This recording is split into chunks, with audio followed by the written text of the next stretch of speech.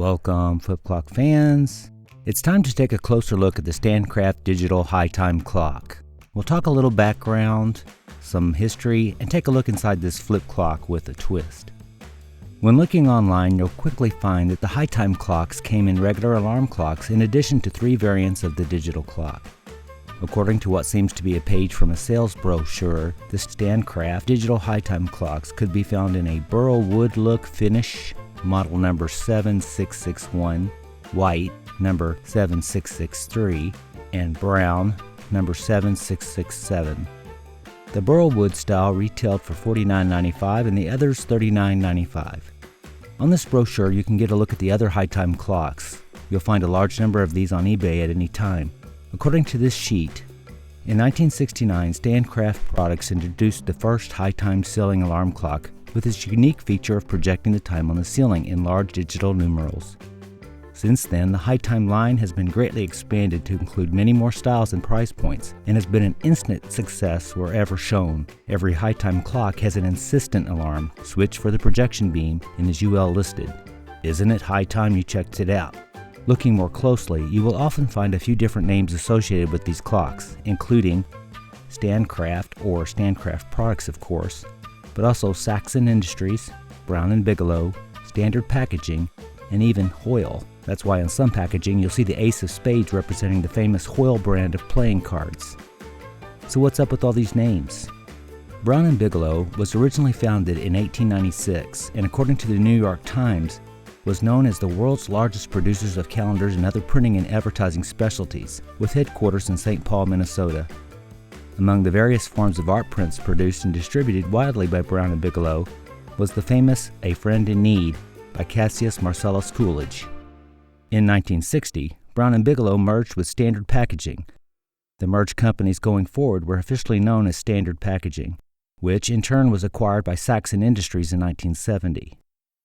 Stancraft, also known as Stancraft Products, was simply a division of Brown & Bigelow, established to bring their products to the retail market.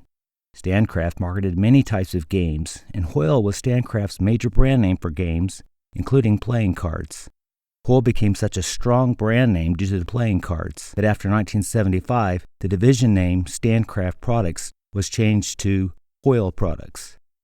Despite the mergers and acquisitions and the name changes, even into the late 1970s, you could still find the names Brown & Bigelow, Stancraft, Hoyle, Hoyle Products, and Saxon Industries used sometimes all together, other times in different combinations.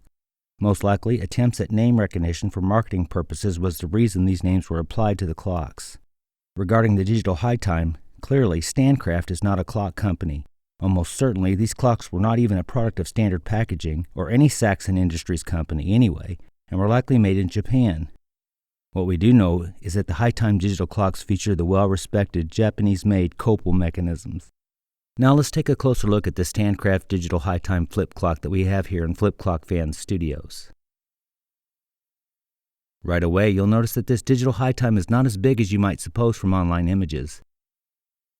It's wider than a simple flip clock alarm, though, due to the mechanics of the time projection. There are 4 screws to remove to open the clock, and you'd be best served to use a No. 1 Phillips head screwdriver. The top just lifts away, but if it's never been taken apart, it may be a little sticky. This may be due in part to this aluminum tape in the light compartment across the 2 case halves that probably helps protect against heat, as well as to move the light in the proper direction.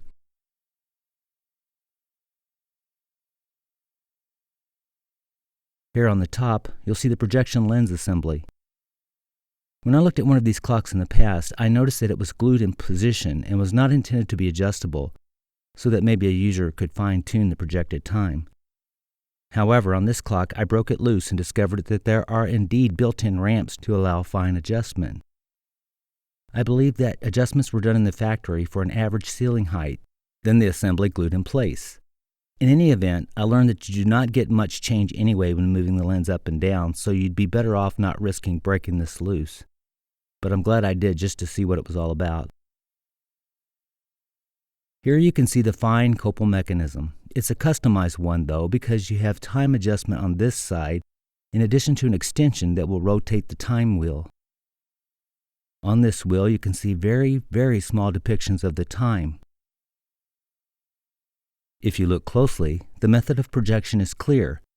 This rather large bulb projects light through the small window in this metal plate.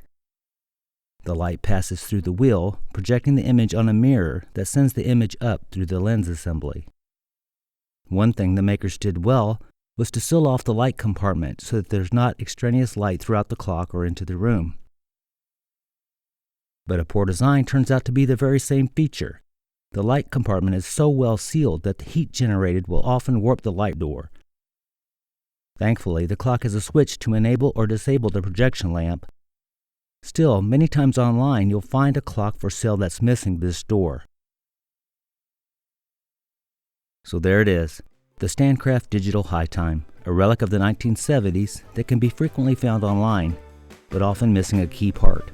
It's a good clock due to the couple mechanism and would make a great addition to any collection.